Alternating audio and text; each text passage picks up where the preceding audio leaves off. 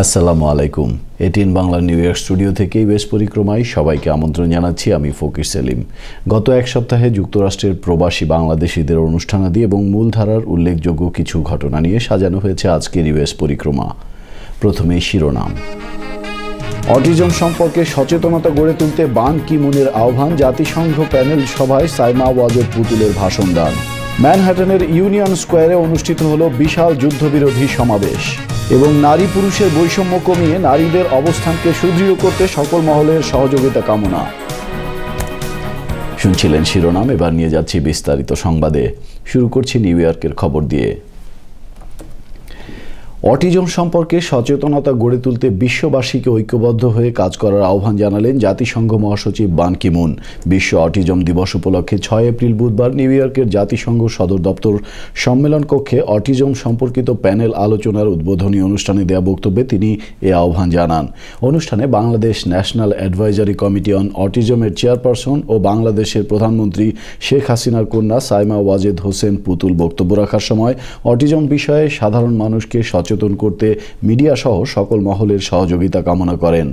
বান Ki Moon বলেন, autism আক্রান্তদেরকে কোনো প্রকার কষ্ট দেয়া বা উপেক্ষা করা মানবাধিকার লঙ্ঘনের শামিল।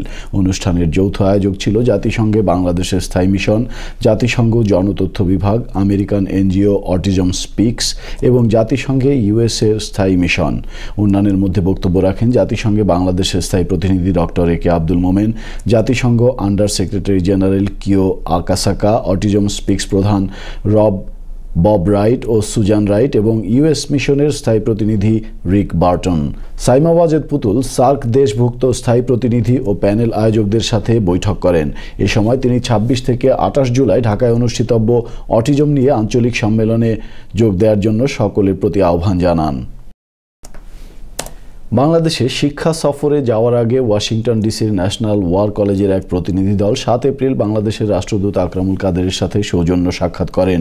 এ সময় রাষ্ট্রদূত বাংলাদেশের রাজনীতি, অর্থনীতি এবং বাংলাদেশ যুক্তরাষ্ট্র দ্বিপাক্ষিক সম্পর্ক সংক্রান্ত বিভিন্ন বিষয় তুলে ধরেন। প্রতিনিধি দলের সদস্যরা বাংলাদেশের জনসংখ্যা ব্যবস্থাপনা, দুর্যোগ ব্যবস্থাপনা, বাংলাদেশের বিদ্যুৎ ও জ্বালানি খাত, বৈশ্বিক জলবায়ু পরিবর্তন, খাদ্য নিরাপত্তা, সন্ত্রাস নিরোধ, দারিদ্র্য বিমোচন, মানব সম্পদ উন্নয়ন ইত্যাদি বিষয় নিয়ে আলোচনা করেন।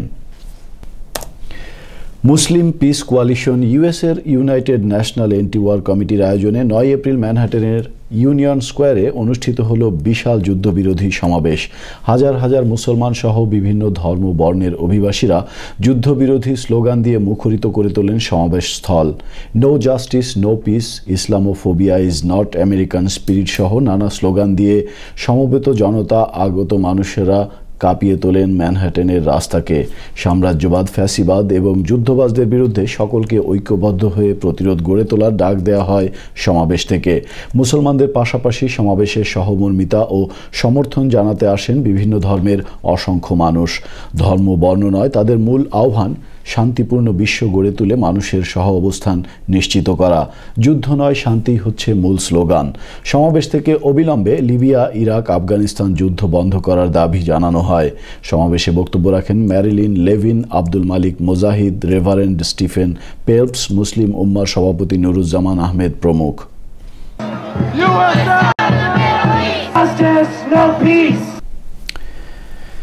নারী নীতির ভুল ব্যাখ্যা দিয়ে দেশে অস্থিতিশীল পরিস্থিতির সৃষ্টি করার জন্য মুফতি ফজলুল হক আমিনীকে গ্রেফতার করে রাষ্ট্রদ্রোহিতার অভিযোগে বিচার করার দাবি তুলেছেন যুক্তরাষ্ট্র আওয়ামী লীগের একাংশের নেতৃবৃন্দ। একই সাথে নোবেল বিজয়ী অর্থনীতিবিদ ডক্টর মোহাম্মদ ইউনুসকে নিয়ে সৃষ্ট পরিস্থিতি এবং যুক্তরাষ্ট্র আওয়ামী লীগের অপর একটি গ্রুপের ভারপ্রাপ্ত সাধারণ সম্পাদক নিজাম চৌধুরীর পরিবারের বিরুদ্ধে মুক্তিযুদ্ধ বিরোধী ভূমিকার অভিযোগ তুলে দল থেকে তাকে বহিষ্কার দাবি করেছেন। রোববার 10 এপ্রিল জ্যাকসন হাইটসের খানস টিউটোরিয়ালে এক সংবাদ সম্মেলনে যুক্তরাষ্ট্র আওয়ামী লীগের একাংশের নেতারা এসব অভিযোগ করেন। তারা বলেন, বিএনপি জামায়াতের উস্কানিতে বাংলাদেশের জঙ্গিবাদ তৈরির হোতা মুফতি আমিনী পবিত্র কোরআন নিয়ে রাজপথে হরতালের নামে যা করেছে তা কোরআন অবমাননার শামিল। তারা বলেন, ডক্টর মোহাম্মদ ইউনুসের গ্রামীণ ব্যাংকে থাকা না থাকার বিষয়টি আদালতে ফয়সালা হয়ে গেছে। তারপরও তিনি যুক্তরাষ্ট্র ও ইউরোপ সহ অন্যান্য দাতা সংস্থা দিয়ে সরকারের উপর চাপ সৃষ্টি করছেন। এসব থেকে থেকে বিরত থাকার জন্য তারা ডক্টর মোহাম্মদ ইউনূসের প্রতি আহ্বান জানান। সংবাদ সম্মেলনে যুক্তরাষ্ট্র আওয়ামী লীগের ভারপ্রাপ্ত সাধারণ সম্পাদক দাবিদার নিজাম চৌধুরীর পরিবারের সদস্যদের বিরুদ্ধে মুক্তিযুদ্ধে বিরোধী ভূমিকা পালন এবং আওয়ামী লীগের নাম করে দলের ক্ষতি ও বিভেদ সৃষ্টির অভিযোগ আনা হয়। সংবাদ সম্মেলনে অধ্যাপক খালিদ হাসান ও হেলালুল করিম হেলালের পক্ষে লিখিত বক্তব্য পাঠ করেন মোহাম্মদ আলী সিদ্দিকী।